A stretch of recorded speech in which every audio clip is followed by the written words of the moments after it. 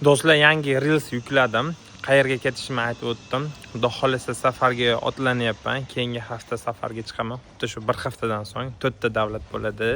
Birinchisi Angliya, Irlandiya va juda ko'pchilik orzu qiladigan Amerika va 4-inchisi Kanada. Inshaalloh shunaqa reja tuzib turibman. O'rtacha necha kun 52 kun sayohat qilsam kerak shu to'rala davlatda.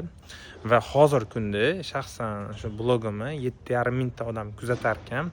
Inshaalloh har kuni shu safarim davomida 2-3 ta kuniga post yuklaydigan bo'lsam, aytaylik kamida shu 10 mingta, 15 mingta shu podpisчикni ko'paytirib, ya'ni yangi auditoriya, yangi do'stlar, aytaylik biz o'zi talabalar yuboramiz, yangi talabalar. Inshaalloh shunaqa maqsad qo'yibman.